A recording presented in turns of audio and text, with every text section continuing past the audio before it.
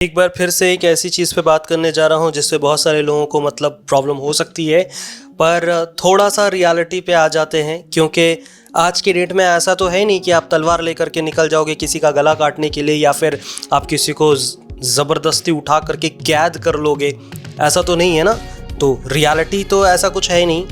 अब हो क्या रहा है कि जब छावा मूवी देखा, जब एकदम जैसे मैं रिव्यू करता हूँ, मूवी देखता हूँ, जो मुझे ऑनेस्टली लगता है वो मैं बताता हूँ, और मैं सच बताया हूँ उसमें भी, अभी भी बता रहा हूँ कि ऑनेस्टली वो मूवी पहले 20 मिनट के अंदर में ही दिल और दिमाग पे छा जाता है। छावा की एंट्री, जिस तरह से संभाजी महाराज को दिखाया जाता है, दैट्स ऑसम, अमेजिंग। हर किसी को देखना चाहिए, समझना चाहिए, जानना चाहिए कि मराठा साम्राज्य जो है उसके पीछे में क्या क्या चीज़ हुई थी। आज जो मराठा खड़े हैं दबाव के बिना, किसी भी ऐसे चीज़ के बिना जो कि आपत्तिजनक हो सकती है, उसके पीछे में कितना बड़ा हिस्ट्री है वो जानना ज़रूरी है।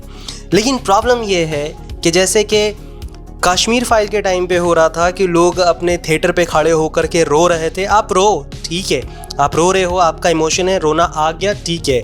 अब गला फाड़ करके, छाती पीट करके करके रोने का मतलब क्या है?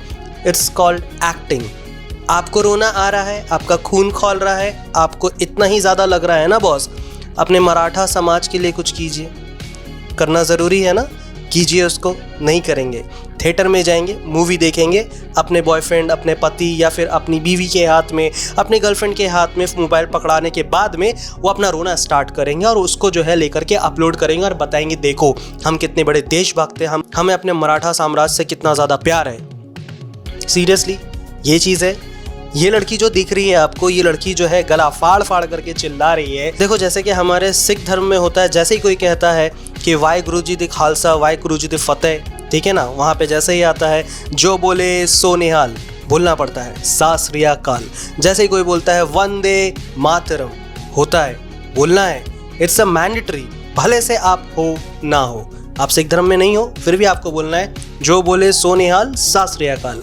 कोई बोल देता वंदे मातरम, इनकलाब जिंदाबाद, ज़रूरी है। वैसे ही अभी यहाँ पे अगर कोई बोल देता है कि संभाजी महाराज की जय, बोलोगे आप? डेफिनेटली बोलोगे। छत्रपति शिवाजी महाराज की जय, ठीक है, बोलना कोई प्रॉब्लम नहीं है।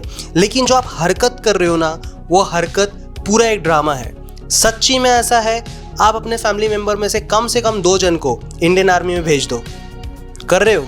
नहीं कर रहे हो। आपको देश का लेकर के बहुत पड़ी हुई, बहुत, इंडियन आर्मी को सर्व करो ना, खून खौल रहा है ना, उस उबाल को कहीं पे जाके यूज़ करो, सामने में जो दुश्मन है ना फाड़ डालो उसकी।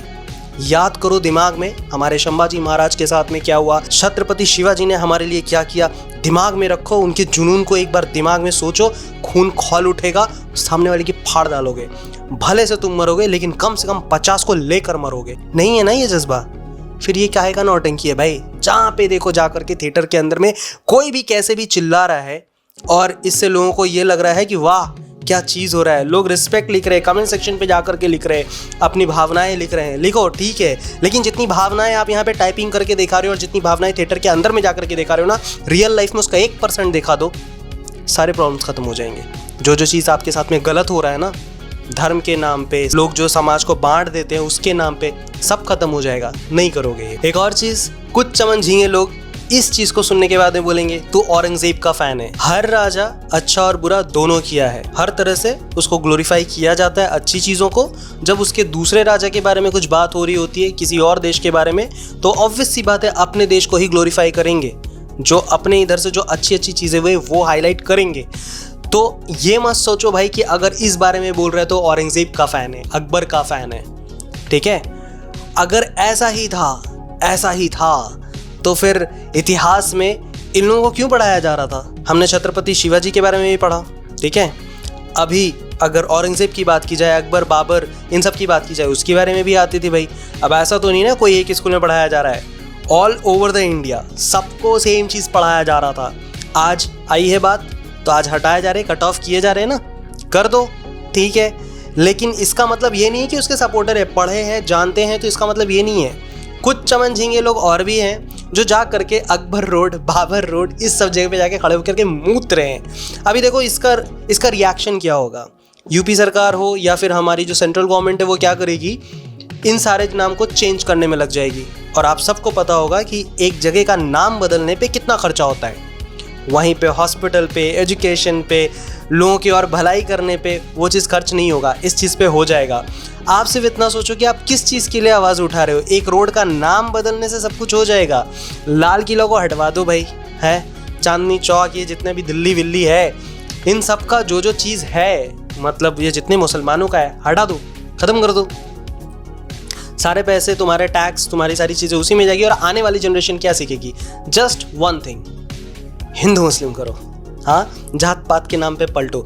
संभाजी महाराज वो खुद बार बार इस फिल्म के अंदर में एक चीज़ को हाईलाइट की है, हमारी लड़ाई धर्म के विरुद्ध नहीं है, हमारी लड़ाई किसी भी धर्म के विरुद्ध नहीं है, हमारी लड़ाई सिर्फ और सिर्फ मराठा साम्राज्य बनाने के लिए है, मुगल्स को खदेड़ने के लिए है। That's it. पर इसको लेंगे किस तरह से?